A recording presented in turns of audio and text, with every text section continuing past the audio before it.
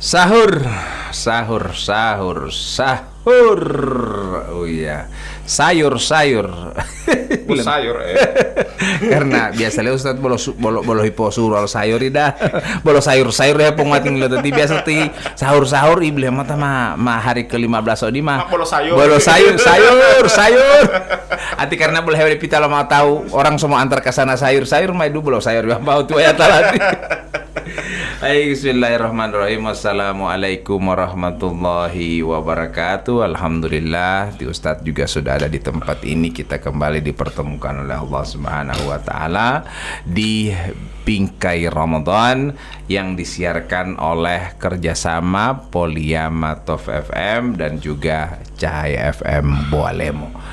Pendengar yang sama dirahmati Allah Subhanahu wa taala, semoga kami jumpai seluruh para pendengar di Provinsi Gorontalo yang sementara stay tune baik melalui streaming, juga ada mungkin yang mendengarkan kami melalui streaming dan berada di luar daerah Provinsi Gorontalo. Orang-orang Gorontalo yang rindu akan kampung halaman, insya Allah mendengarkan Cahaya FM maupun Poliamatov FM ini akan merindukan kampung halaman dan akan mencari celah untuk bisa pulang kampung, untuk bisa kembali berhari raya bersama kedua orang tua.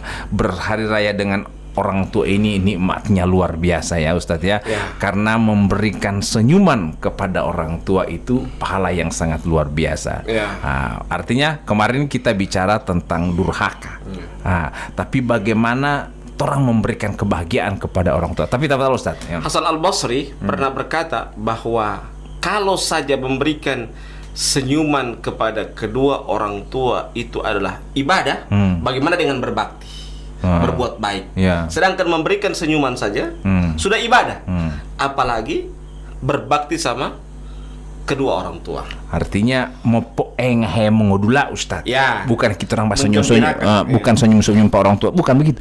Bagaimana mempoeng he itu mengodula. Artinya dengan hadirnya kita orang dia dapat lihat ke sana DP cucu-cucu. Senang sekali luar biasa itu orang tua mendapat yang seperti itu dah.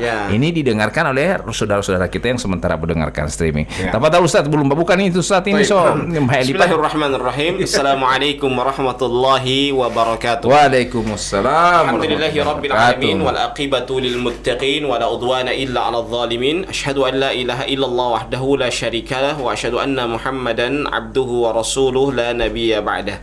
Allahumma salli wa sallim wa zid wa barik ala sayyidina Muhammadin wa ala alihi wa sahbihi wa man sara ala nahjihi wa iktafa atharahu ila yaumi al-qiyamah.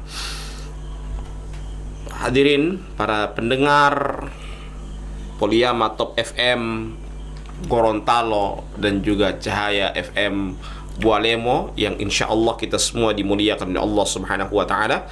Alhamdulillah kita bersyukur kepada Allah pada pagi hari ini kita bisa berjumpa kembali. Sudah hari keberapa ini ya? Yang ke-15 Ustaz? Ke-15, berarti sepertengahan. Ya, Mamo Kuno. Mamo Kuno. Ya, dapat tarawih di ya setelah sholat tarawih kan ada witir. Biasanya di witir itu ada kunut ya. Dan malam kunut ini adat Gorontalo, kebiasaan orang Gorontalo makan pisang dengan kacang. Kenapa itu makan pisang dengan kacang? Begini, saya mau cerita sedikit dulu ya. Lo mulai to kacawau lutu. Itu. Maksudnya begini, kenapa ada makan pisang dengan kacang? Mau lumai kan orang Gorontalo itu kan masih menganut ajaran animisme, dinamisme. Ya. Tapi maksudnya di samping mereka Muslim masih ada ajaran-ajaran yang demikian. Sehingga pada kalau misalnya terlalu banyak makan pisang dan terlalu makan banyak kacang, bukan lagi animisme dengan dinamisme. Lolaisme. Artinya laloisme. Ya. Karena maya terus. Ya. Jadi awalnya mereka itu kan tiap kali tanggal 15 Ramadan mereka itu apa? Mandi kabal. Patuju? Ya, mandi kabali. Jadi mereka kan mau kabali itu Ustaz ya. Mau kabali. Itu kan mereka mau ambil pas pada saat bulan purnama. Kan tanggal 15 itu kan bulan purnama. Mamuli hutodutulo heti madelo sabel ya. Mandi kabal. Dan mandi kabal itu pada saat itu mereka antrian. Karena menunggu antrian yang sangat banyak, dorang makan pisang dengan kacang. Ya. Nah, dan semakin berlalu hari demi hari berlalu, orang-orang hadir di majelis taklim, ada yang sekolah dan lain sebagainya. Sudah yang belajar agama, belajar agama. Mereka sudah tahu bahwa ini adalah sebuah kesyirikan kepada Allah. Sehingga kabalnya dikasih keluar, kacangnya tetap lanjut. Kacang dengan pisangnya masih ada sampai dengan sekarang. Nah, itu kenapa sejarah ada makan pisang dengan kacang di malam kunut. Tapi artinya ini tidak hubungan dengan Ramadan. Tidak ada hubungan dengan Ramadan sebenarnya. Tidak, maksudnya orang kan bertanya-tanya, kenapa nanti de malam kunut itu lutu au kaca. Orang kan bertanya-tanya demikian. Jadi minimal kita harus juga tahu historis. Artinya biar dia sejarah. Artinya wan dia lutu dia kaca diam suruh. Kan tidak seperti. Jadi tidak ada hubungan sebenarnya. Tidak ada hubungan. Cuma minimal kita tahu dari mana ini sejarah makan pisang dengan kacang pada malam kunut itu. Nah, sekarang begini Ustadz, karena ini mau kunut, sebelum kita orang bahas mengenai topik-topik yang lain, orang bertanya ini Ustadz ya, artinya mengenai kunut ini, jangan sampai ini orang kunut ini orang kan Allahumma hadina fi man hadait. Amin. Nah, ini semua orang bilang amin. Sebenarnya makna dari setiap kalimat ini mungkin tuh Ustadz bisa jelaskan supaya orang tahu orang ini ba'amin ba'amin apa yang orang ba'aminkan ini sebenarnya. Misalnya Allahumma hadina fi man hadait. Apa artinya? Seperti itu. Karena kita orang harus tahu makna dari setiap kalam. Dia baru amin. Dia tahu lu artinya. Wa afina fi man afait. Amin. Amin kan kita orang jangan bagaimana DP cara ucapan, DP terjemahan bagaimana, DP artinya supaya orang terbawa bahwa betul-betul kita orang ini berdoa. Supaya dia tak buat happy tohe. Karena kadang-kadang saya dengar orang ti imam ati ma boloh menguatai Allahumma hdina fi man hadait. Amin. Bapak itu himongoli Ustadz ya. Jadi artinya saya kepingin ada pemaknaan yang lebih mengena kepada para jamaah sehingga para jamaah ini mengerti ucapan dari doa kunut itu. Ini yang keinginan saya, insya Allah Pak Ustadz bisa menjelaskan supaya para pendengar ini tidak main-main ketika mendengarkan kunut ini. Jadi Allahumma hadina fi man hadait wa afina fi man afait wa tawallana fi man tawallait wa barik lana fi ma atait wa qina bi rahmatika ya rabbana syarra ma qadait. Ada juga wa qina syarra ma qadait. Langsung di situ. Nah, ini kemudian ada setelah itu yang lain itu tidak bersuara keras dan tidak perlu diaminkan. Nanti kemudian di akhirnya sudah sallallahu ala sayyidina Muhammadin sudah kemudian langsung rukun. Nah, ini pemaknaan daripada kunut ini supaya kasihan orang yang belum mengerti sebenarnya mengenai kunut ini. Silakan Ustadz bisa menerjemahkan. Kedua Ustadz. Taib. Kunut ini kita harus tahu dulu kunut ini memang terjadi perbedaan pendapat di kalangan para ulama. Itu kalau kunut subuh. Yang saya tahu. Bukan. Kunut tarawih pun berbeda pendapat. Oh, begitu ya Ustadz ya. Kalau madhab Hambali itu start dari tanggal 1 Ramadan. Itu madhab Hambali. Makanya di Tanah Suci coba lihat, dorang habis tiap kali witir langsung kunut. Dari tanggal 1 Ramadan itu Syekh Sudai, Syekh Suraim itu karena apa? Karena mereka menganut madhab Hambali. Kalau madhab Syafi'i dia start tanggal 15 malam ke 16. Optimal lumbuhui betul Ustaz ya. Jadi dan itu kita karena kita di Indonesia bermadhab Syafi'i, kita ikuti itu. Kita ikuti itu. Jadi mereka startnya atau mayoritas madhab Syafi'i start kunut tarawih, maksudnya kunut witir itu pada saat mulai tanggal 15 Ramadan atau malam tanggal 16. Jadi jangan sampai orang bertanya-tanya, kenapa ya orang di Indonesia sama yang beda di tanah suci? Kalau tanah suci mulai dari 1 Ramadan. Ya iya, karena di tanah suci itu mazhab Hambali. Ya. Kalau kita di Indonesia mazhab Syafi'i. Ya. Sehingga mazhab Syafi'i itu tanggal berapa? Mulai tanggal 15 Ramadan. Nah, itu dulu kita dudukkan. Ya. Nah, populuh apa mata itu. Ya, supaya kita paham. Ya. Jangan dikasih beda biasa kan begitu. Kenapa ya di Mekah dan Madinah kan itu pusat apa namanya? Islam. Kenapa beda dengan Torang ya? Torang di Indonesia kan bukan pusat Islam. Ya, harusnya ente paham itu dengan madhab demikian. Ya. Bahwa di Indonesia madhabnya Syafi'i. Ya. Sehingga mereka kunutnya nanti tanggal 15 Ramadan. Nah, itu. Nah, kita ke doa. Allahumma hdina fi man hadait.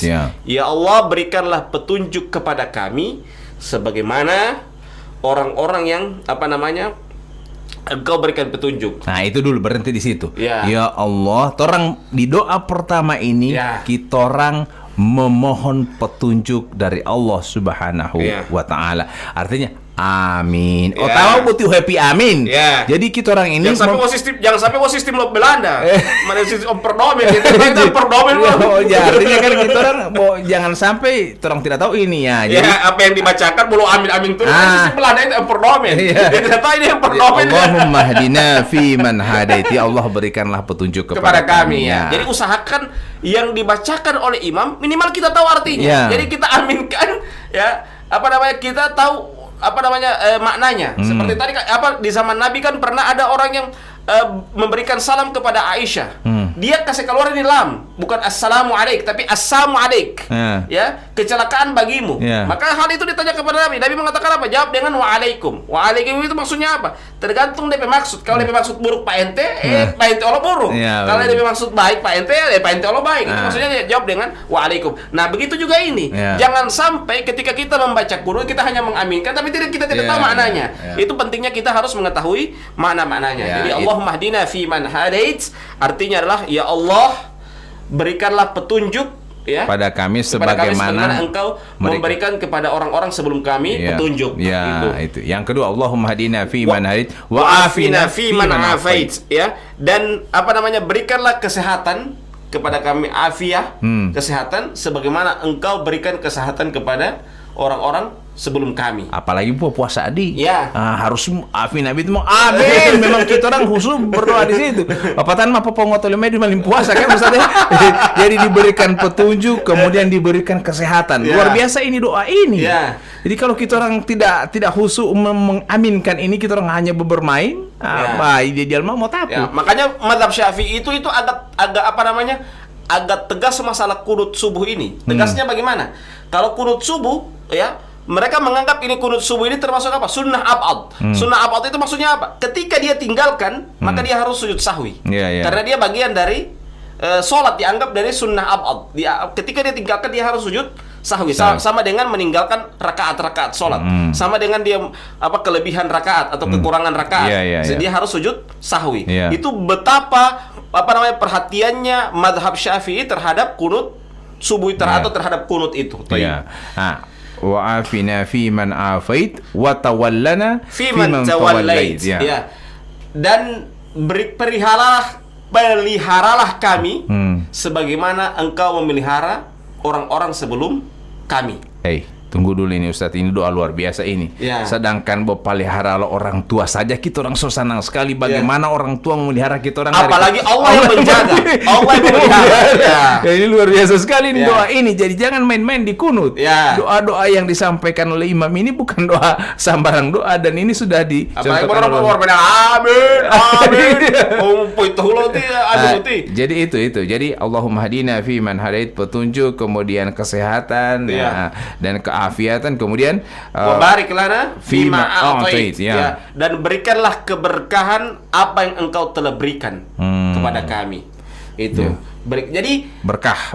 Jadi sesuatu hal yang kita miliki, ada yang berkah, ada yang tidak. Yang kita cari itu apa? Keberkahan. Sebagaimana yang kita sudah bahas pada beberapa hari yang lalu, bahwa apalah artinya ilmu yang banyak namun tidak berkah. Apalah artinya harta yang banyak tapi tidak berkah. Apalah artinya kehidupan umur yang panjang tapi tidak berkah. Makanya kita berdoa di kunut apa? Wa barik lana fima a'tait. Berikanlah keberkahan dari apa yang Engkau telah berikan kepada kami. Ada sudah 4 doa yang luar biasa yang insya Allah doa-doa kita ini diampuni oleh Allah Subhanahu wa taala. Allahumma hadina fi man hadait. Ini adalah petunjuk, wa afina fi man afait. Kita mohon kepada Allah untuk tetap dalam keadaan sehat. Kemudian wa tawallana fi man tawallait. Kita pemeliharaan Allah Subhanahu wa taala dipelihara. Wa barik lana fi ma atait. Kita diberkahi oleh Allah Subhanahu wa taala. Dari apa yang Allah telah berikan kepada kita. Jadi jangan sampai kita orang ini justru tidak berkah apa yang diberikan Allah Subhanahu wa taala. Dan terakhir wa barakalana birahmatika syarra ma qadai, atau ya ada Allah juga berikanlah atau jauhkanlah kami dari keburukan dengan rahmat-Mu. Jadi Allah menjauhkan kita dari keburukan itu juga rahmat Allah. Jadi rahmat Allah itu bukan hanya kebaikan, tapi Allah menjauhkan dari keburukan, itu rahmat Allah. Iya, benar sekali. Karena ada orang yang punya ilmu, tapi dia tidak mampu untuk menjauhkan dirinya dari keburukan. Ada orang yang punya jabatan yang tinggi, tapi dia tidak mampu menjauhkan dirinya dari keburukan. Justru dengan jabatan itu dia jadi dekat dengan keburukan. Terjerumus dalam keburukan. Itulah rahmat Allah. Yang kita minta itu adalah rahmat Allah. Jadi waqina birahmatika syarra ma qadait. Jadi ya Allah, jauhkanlah kami dari keburukan dengan rahmat-Mu. Syarra ma qadait. Engkau telah tentukan, keburukan yang Engkau telah tentukan. Jadi kita berlindung kepada Allah dengan rahmat Allah agar Allah jauhkan kita dari keburukan tersebut. Jadi saya yang terjemahkan Bali yang jahar saja, karena itu yang diaminkan. Sisanya kan kita doa dalam hati. Masing-masing. Jadi minimal kita tahu yang kita orang aminkan basar-basar ini. Amin basar-basar ini. Minimal kita tahu bahwa ini doa yang luar biasa. Jadi jangan bermain akan ini doa. Ya, jangan bermain akan ini, jangan bawa amin teriak-teriak baru kita tidak tahu maknanya. Minimal kita tahu ternyata ada makna yang terkandung, ada sesuatu hal yang sangat baik. Bayangkan mazhab Syafi'i saja menganggap itu kunut bagian dari sholat. Bahkan ketika dia meninggalkan kunut, dia harus sujud sahwi, karena dianggap sama dengan meninggalkan rakaat-rakaat dari sholat tersebut. Jadi kita sudah selesai dengan bahasan kunutnya ya. Jadi Ustadz, semoga para jamaah khususnya yang melaksanakan sholat tarawih ini lebih khusyuk lagi setelah mengetahui 5 doa yang sangat luar biasa, yang sangat besar ini. Insya Allah kita aminkan ini dengan kehusyuan kita justru akan menjauhkan kita dari segala musibah, dari segala malapetaka yang akan melanda diri kita sendiri. Karena di sana ada doa petunjuk, kemudian kita minta perlindungan, pemeliharaan Allah Subhanahu wa taala, bahkan kesehatan pun kita doakan di sana. Wa afina fi man afait. Jadi siapa yang tidak mau sehat? Biar doi banyak sekali ini, tapi kalau kita orang ada dalam keadaan sakit pasti tidak ada gunanya. Makanya kata Nabi Muhammad SAW apa? Ni'matani maghbunun fihima katsirun minan nas. Ada 2 nikmat yang banyak dilalaikan oleh manusia. Yang pertama apa? As-sihhatu, kesehatan. Yang kedua apa? Al-faraq, waktu yang luang. Ada waktu yang luang, tapi dia tidak mau mendengarkan bingkai Ramadan. Padahal sambil makan juga di telinga bayangkan bagus. Sambil makan sahur, dia mendengarkan bingkai Ramadan, dialog kita. Itulah waktu yang luang. Dia pergunakan dengan sebaik-baiknya. Bayangkan 2 kebaikan dia laksanakan sekaligus. Di samping dia makan, dia sahur, juga di telinga mendengarkan kebaikan. Makanya ada orang bijak mengatakan bahwa kalau Anda ingin menjadi orang yang bermanfaat, maka manfaatkanlah waktu. Wanu Anda ingin menjadi orang sia-sia, maka sia-siakanlah juga waktu. Jadi ditentukan oleh waktu.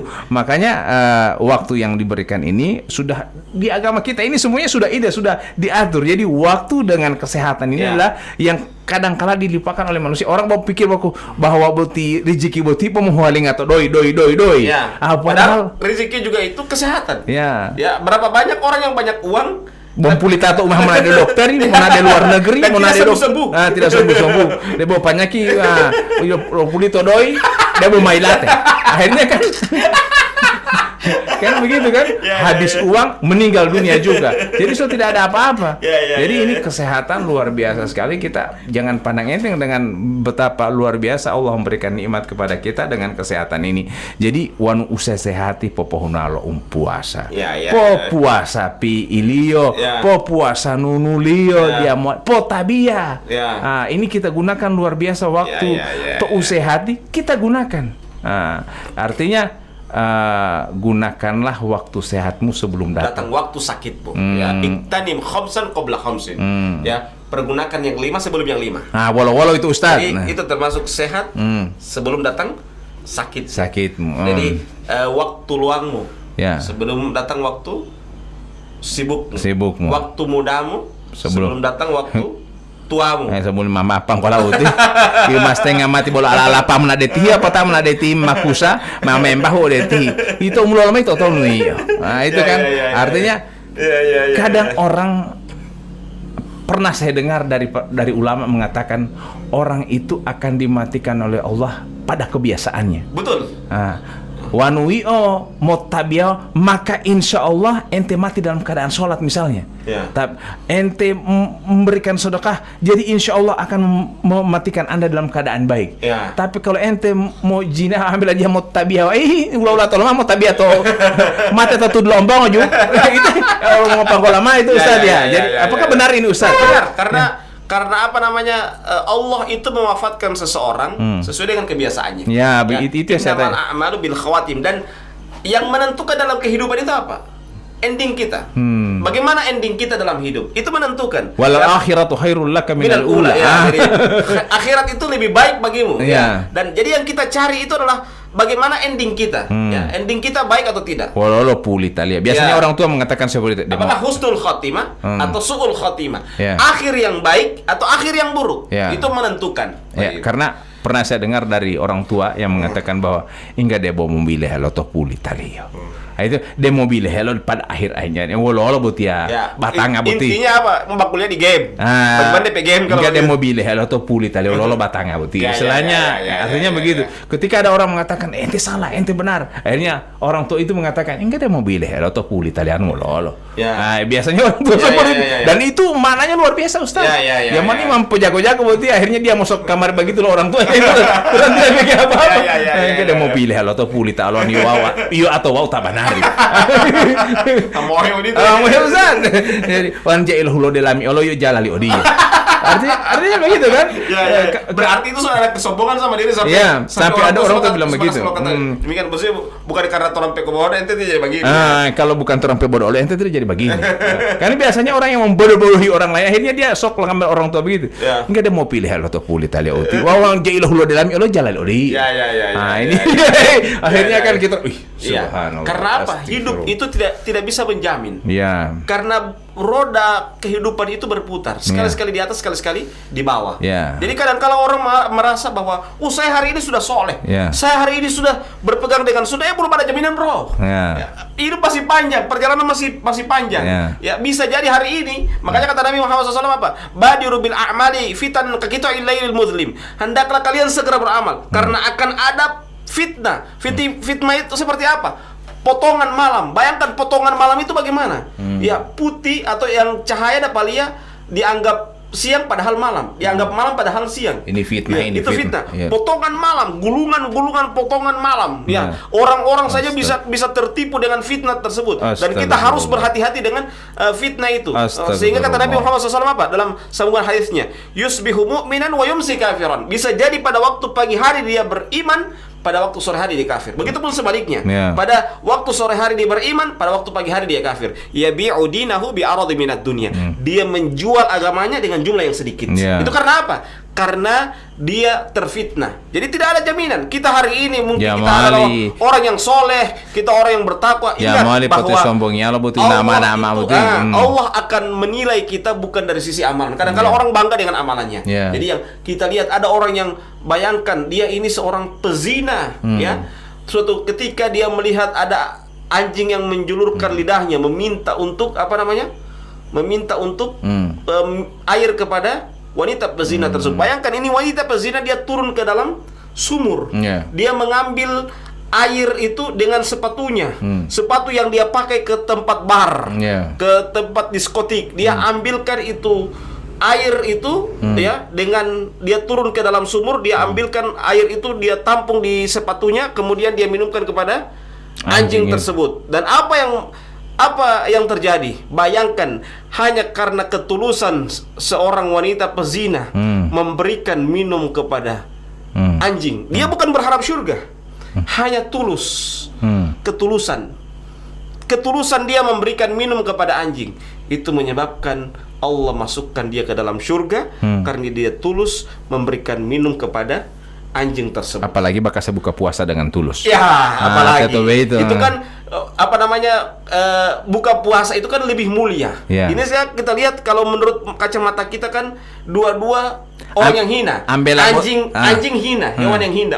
Semua orang pasti tidak mau dijuluki dengan anjing, pasti dia marah. Begitu juga pezina. Pezina itu semua orang tidak anti dengan perbuatan zina. Tapi bayangkan dengan ketulusan dia memberikan minum, dia rela turun ke dalam sumur, mengambil air dengan sepatunya untuk demi memberikan minum kepada seekor anjing yang menjulurkan lidahnya. Dia dimasukkan oleh Allah Subhanahu wa taala ke dalam surga disebabkan karena apa? Karena dia memberikan minum kepada anjing tersebut. Jangan sampai pulma mau dungo heute wadidum puasa bo mampelu pula. Yang sisi penglihatan kita bukan memberikan minum kepada anjing, tapi apa? Ketulusan. Ada orang yang tulus tapi belum murni tulus. Tapi ini wanita pezina yang menyebutkan ini Nabi Muhammad SAW, yang menceritakan ini Nabi Muhammad SAW. Nabi mengisahkan bahwa di zaman dahulu ada wanita seperti ini. Dia pezina dan kita tahu bersama bahwa zina itu adalah sebuah perbuatan yang kita cela. Dan hewan yang paling kita tidak suka juga adalah hewan anjing. Tetapi dengan ketulusan dia memberikan minum kepada anjing itu menyebabkan Allah masukkan dia ke dalam surganya. Jadi jangan mencela orang. Ketika dia melakukan sebuah maksiat, jangan kita orang cela. Bisa jadi malam hari kita lihat baik, setelah dia pulang ke rumah, tengah malam dia meminta ampun kepada Allah, bertobat kepada Allah, dan pagi hari dia adalah orang yang baik. Jangan pandangan kita pada malam harinya kita samakan dengan pandangan kita untuk pada waktu pagi harinya. Bisa jadi setelah kita berpisah dengannya, dia bertobat kepada Allah Subhanahu wa taala. Jadi jangan sekali-kali kita merasa orang yang paling terbaik di hadapan manusia. Yang tidak punya dosa. Tidak punya dosa. Itulah pentingnya kita dengan kita hadir, kita senantiasa berpuasa, kita dengan senantiasa hadir di majelis taklim, kita dengan senantiasa mencari-cari kebaikan. Kita mencari kebaikan bukan berarti kita merasa paling baik, tapi kita merasa bahwa orang yang senantiasa membenahi dirinya. Makanya Allah Subhanahu wa taala senantiasa memberikan kepada kita sebuah kabar gembira. Apa kata Allah? Qad aflaha man zakkaha wa qad khaba man dassaha. Sungguh telah beruntung orang yang memperbaiki dirinya, mensucikan dirinya. Wa qad khaba man dassaha, dan merugilah orang-orang yang mengotori dirinya. Jadi kita ini tugas kita bukan merasa paling baik seperti malaikat, tidak. Tapi tugas kita senantiasa memperbaiki diri. Kapan orang merasa paling baik, maka berarti sudah ada sifat-sifat iblis yang ada pada dirinya. Jadi mau dia berbuat maksiat, mau dia berbuat sesuatu yang baik, kita jangan menghardik. Itu DP istilah itu. Jangan sampai ketika dia berbuat baik kita bilang apa? Mampe humato tali ati. Artinya begitu juga ketika dia melakukan sesuatu yang salah. Kita sebagai jangan kita celah. Kita walaupun kita lihat dia adalah sebuah keburukan, kita hanya berdoa satu. Semoga Allah berikan dia hidayah, dan kita berdoa semoga Allah jauhkan kita dari berbagai macam keburukan. Itu yang kita lakukan. Karena pernah juga saya dengar, barang siapa yang menutupi kesalahan atau aib orang lain, maka insya Allah Allah akan menutupi dia dari satara musliman sattarahullahu yaumal qiyamah. Barang siapa yang menutup aib saudaranya, maka Allah akan tutup aibnya pada hari kiamat kelak. Insya Allah. Dan barang siapa yang membuka aib orang, maka Allah akan bukakan aibnya walaupun dalam pintu rumahnya. Begitu. Jadi insya Allah kita semua yang mendengarkan ini, apalagi masuk pertengahan bulan suci Ramadan ini, satu dulu adalah kita tahu makna daripada doa kunut yang kita aminkan itu yang pertama. Kemudian kita introspeksi diri, sampai utonu puasa itu jangan sampai puasa tiba monolog ya tahu mau untuk tadi ya puasa itu langsung bilang tali sudah neraka dia neraka tadi dia puasa tadi mati tayo nun keke dia malah ikan. jangan sampai itu dia puasa karena sakit atau bisa saja karena dia lemah yang kita mungkin melihat secara kasat mata orang ini sehat, padahal dia sakit tidak mampu untuk berpuasa. Mas, sama dengan ada orang saya pernah lihat tidak ada kan qabliya ashar Iya. Tidak ada pelaksanaan 2 rakaat setelah asar. Akhirnya DP taman tahu lo ngelaya buti mah sunati lapatu asari. Dia akan beli asar. Ternyata dia bakal asar juhurnya. Itu orang kita tidak tahu. Karena kita orang ngeliat DP negatif, dia tadi mau poi dorong tatawa kan kasihan. Padahal dia dalam keadaan syafar, dia tidak sempat. Dia mengambil rukhsah, hadiah dari Allah dengan dia menjama atau mengkasar salatnya zuhur itu. Juhur dia laksanakan pas orang salat asar, dia ikuti asar dulu, kemudian dia melaksanakan salat juhur. Akhirnya orang tatawa atau misalnya dia sholat zuhur di belakang orang sholat asar, baru dia lanjutkan sholat asar sendiri, mencari pahala jamaah begitu. Akhirnya orang tertawa, karena kasihan. Ini orang karena kita orang tidak tahu. Jadi jangan menilai sesuatu. Bisa jadi pandangan kita kepada orang lain kita keliru. Karena apa? Karena kesimpulan kita yang berbeda. Jadi kesimpulan dia sementara menjama. Kesimpulan kita, dia sholat ba'diyah asar. Ini ada kesimpulan kan? Karena apa? Karena pandangan kasat mata. Maka jangan menghukumi seseorang itu dengan pandangan kasat mata. Maham bisa lalu kesimpulannya di Ustadz Mailimba tawakutu mamsur. So tidak mau jadi itu orang pasal. Maka kita tutup dengan bacakan doa kafaratul majelis. Subhanakallahumma bihamdika asyhadu an la ilaha illa anta astaghfiruka wa atubu ilaik. Wassalamualaikum warahmatullahi wabarakatuh.